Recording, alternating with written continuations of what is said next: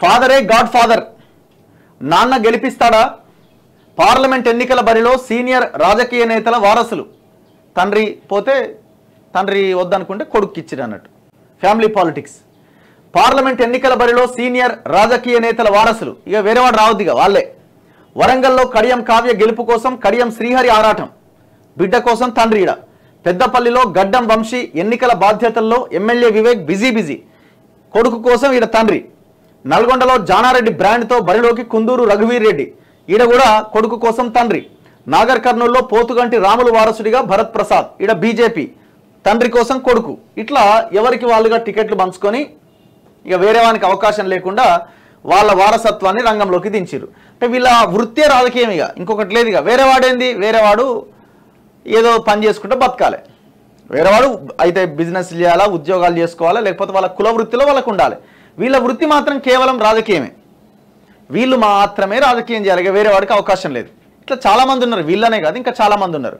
ఈ ఫ్యామిలీ పాలిటిక్స్లో ఉన్న అందరూ ఆల్ డిస్ట్రిక్ట్స్ సంబంధించిన ఇప్పుడు వీళ్ళు పోటీ చేస్తున్నారు. గతంలో కొంతమంది చేశారు, భవిష్యత్తులో కూడా కొంతమంది చేస్తారు.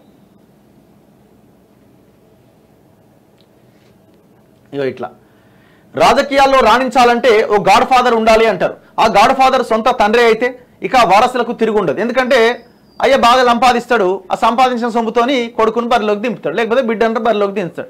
కొడుకు బిడ్డ ఇల్లెవరంతా సత్సత్తిగాలు ఉన్నారు, ఇది పనికి రాకుండా ఉన్నారు, వానికి నోట్ల మాట వెళ్తలేదు అనుకో, కోడల్ని కూడా రంగంలోకి దించుతారు. అట్లా కూడా ఉన్నాయి కదా, కోడల్ని దించుతారు, భార్యను దించుతారు.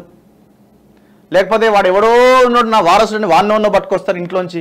ఇట్లా వేరే వారికి మాత్రం ఈ సీటు పోవద్దు. ప్రస్తుతం జరుగుతున్న పార్లమెంట్ ఎన్నికల సమరంలో కొన్ని నియోజకవర్గాల్లో ఇదే సీన్ కనిపిస్తోంది.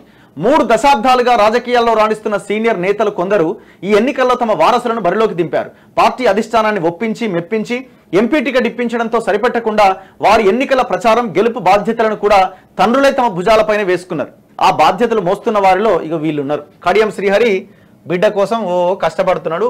ఆడ బీఆర్ఎస్కి రాజీనామా చేయించి టికెట్ వచ్చిన తర్వాత కూడా ఏడనైతే గెలుస్తామని అనుకుంటున్నారో ఆ పార్టీలోకి కాంగ్రెస్లోకి వచ్చి ఇక్కడ టికెట్ తీసుకున్నారు. నెక్స్ట్ జానారెడ్డి గారు, ఆయన సీనియర్ నాయకుడు. 83, 85, 89, 99, 2004, 2009, 2014 ఎన్నికల్లో ఆయన గెలిచిండు. 7 సార్లు ఎమ్మెల్యేగా గెలిచిన ఆయన మరి వారసత్వం ఉండాలి కదా. అయ్యో నేను తర్వాత మళ్ళీ ఎవరు ఉండాలి, నియోజకవర్గం నా చేతుల్లోనే ఉండాలా. అందుకే నాగార్జున సాగర్లో మళ్ళా చిన్న కొడుకు ఇచ్చిండు, మళ్ళీ పెద్ద కొడుకు ఖాళీగా ఉన్నాడు కదా, మరి ఆయనకి ఎట్లా అని మళ్ళీ ఆయనకి నల్గొండ ఎంపీ స్థానాన్ని తీసుకుపోయి ఆయన చేతిలో పెట్టిండు. ఇప్పుడు ఆయన గెలవబోతున్నాడు, డౌట్ ఏం లేదు, ఎందుకంటే కాంగ్రెస్ పార్టీ బలంగా ఉన్నది. సో అట్లా ఒక కొడుకుని ఆ వృత్తిలో దించిండు, సక్సెస్ఫుల్గా ఎమ్మెల్యే అయిండు. ఇంకో కొడుకుని ఇది అయిండు. ఈయన ఖాళీగా ఉండాలిగా. లేదు నాకు రాజ్యసభ కానీ లేకపోతే ఎమ్మెల్సీ కానీ పెద్దల సభ కానీ ఏదో ఒకటి వీలైతే, లేకపోతే సలహాదారుడు కానీ దేనికైనా పెట్టండి. వీళ్ళేం మళ్ళీ సైలెంట్గా ఏం ఊరుకోరు వీళ్ళు. ఇట్లా ఎవరికి వాళ్ళు పంచుకుంటున్నారు. మనమేమో ఓట్లు వేసుకుంటా మనం పోతున్నాం.